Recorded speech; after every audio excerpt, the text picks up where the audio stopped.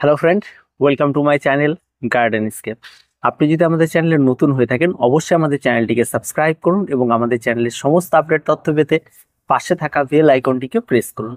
তো বন্ধুরা, চলুন ভিডিওটি শুরু করা যাক। আজ আমরা আলোচনা করব নাসা রিকমেন্ডেড 5টা প্ল্যান্ট নিয়ে, যে গাছগুলি আমাদের ঘরে রাখলে ভীষণ উপকার।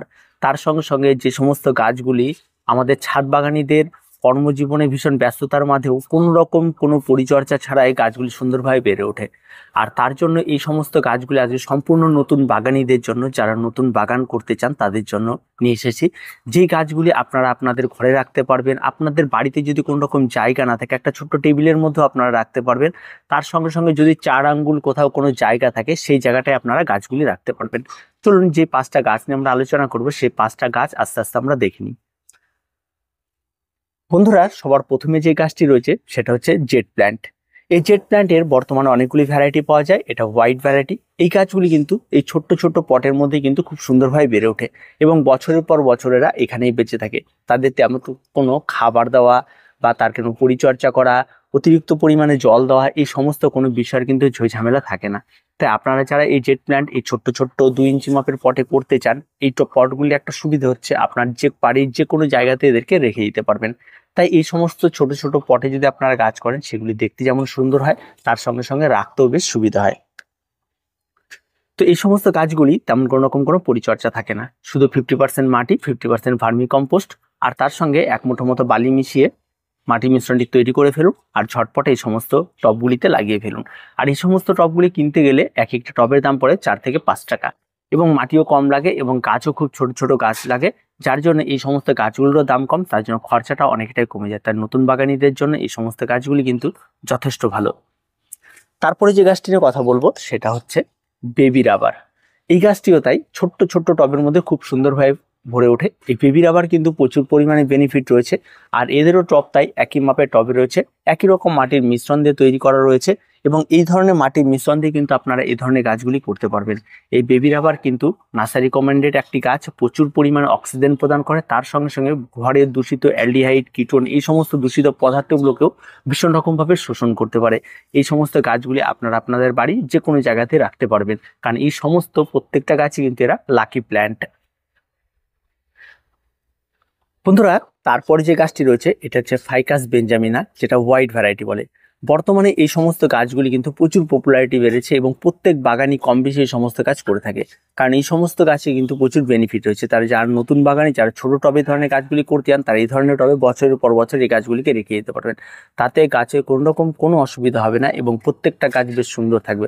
শুধু আপনাকে নিয়মিত জলের ব্যবহারটা করে যেতে হবে। যদিও এরা ইনডোরে থাকে তাহলে কিন্তু জলটা একটু বুঝে শুনে আপনাদেরকে দিতে হবে।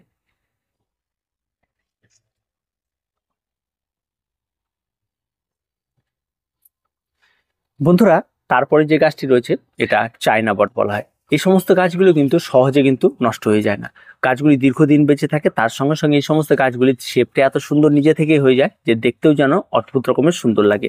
এই সমস্ত গাছে তেমন কোনো রকম পরিচর্যা নেই, তবে চীনে এই সমস্ত গাছকে একটা লাকি প্ল্যান্ট হিসেবে মানা হয় এবং প্রত্যেকে ঘরে ঘরে এই সমস্ত গাছগুলিকে রেখে দেয়। এই সমস্ত গাছেও কিন্তু প্রচুর পরিমাণে কিন্তু বেনিফিট রয়েছে এবং প্রচুর পরিমাণে অক্সিজেন প্রদান করে থাকে। আর এই সমস্ত গাছগুলির জন্য কিন্তু আপনার ছোট্ট ছোট্ট টবে কিন্তু যথেষ্ট, আর তেমন কিন্তু কোনো বড় মাপের টবের এখানে প্রয়োজন পড়বে না।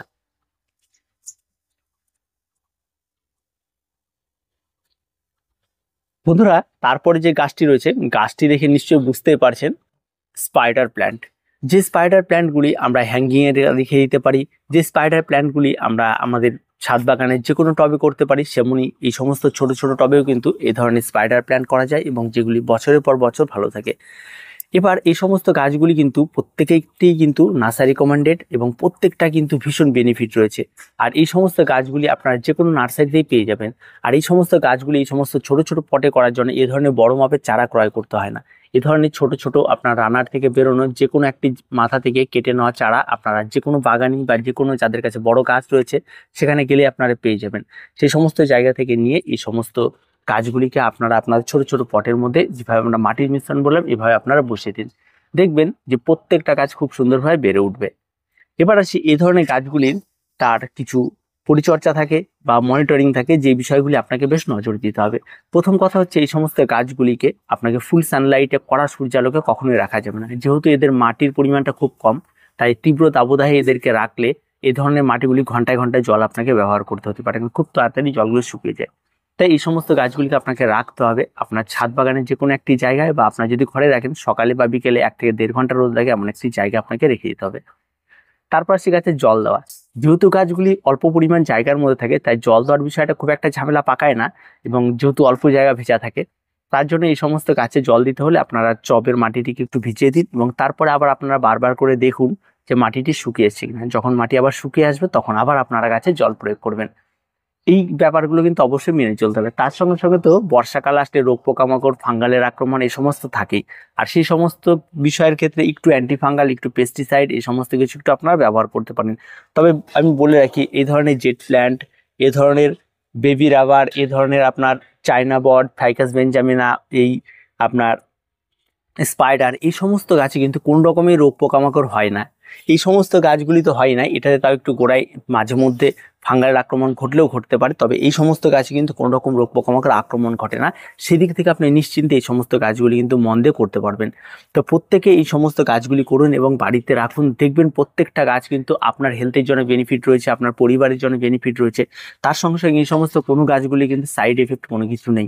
এই সমস্ত গাছ ঘরে রাখা বা এদের পাতা ছিঁড়ে মুখে দেওয়া, এই সমস্ত কোন রকমই কোনো কিছু বিষাক্ত কোনো কিছু নেই। তবে প্রত্যেকটা জিনিসই কিন্তু একদম ফ্রেশ রয়েছে এবং প্রত্যেকটা গাছই কিন্তু ভালো রয়েছে। তাই আপনারা আপনাদের বাড়ির শ্রীবৃদ্ধির জন্য অবশ্যই এই ধরনের গাছগুলি লাগাতে পারেন। এতে কিন্তু প্রত্যেক বাগানেরই যেমন বাগানের সংখ্যা বাড়তে থাকবে, এবং তার সঙ্গে সঙ্গে কিন্তু আপনার নিজেরও কিন্তু অনেক বেনিফিট হবে। তো এই ধরনের গাছগুলি আপনারা প্রত্যেকেই কিন্তু আপনাদের বাড়িতে বা ছাদ বাগানে রাখতে পারেন। যারা নতুন বাগান করছেন তাদের জন্য তো অত্যন্ত প্রয়োজন রয়েছে এই সমস্ত গাছগুলি করার, কারণ তারা কিন্তু এই সমস্ত গাছ করলে গাছ করার উৎসাহ বাড়ে, কারণ এই সমস্ত গাছগুলি সহজে নষ্ট হয় না। তো আর কিছু বলার নেই, ভিডিওটি ছোট্ট হলেও আপনাদেরকে এইটুকু ইনফরমেশন দেওয়া ছিল, এবং নতুন বাগানে যারা নতুন বাগান কী দিয়ে শুরু করবেন, কোন ধরনের গাছ দিয়ে, তারা এই ধরনের গাছ দিয়ে শুরু করে দিন। তো প্রত্যেকে ভালো থাকবেন, প্রত্যেকে সুস্থ থাকবেন, আর এই ধরনের বাগান করতে গিয়ে যদি কারো কোনো সমস্যা হয়ে থাকে অবশ্যই আমাদের কমেন্ট বক্সে জানাবেন। তো ভিডিওটি আজকে এ পর্যন্তই। ভিডিওটি ভালো লাগলে অবশ্যই লাইক, শেয়ার এবং কমেন্ট করুন, আর আমাদের চ্যানেলটিকে অবশ্যই সাবস্ক্রাইব করুন।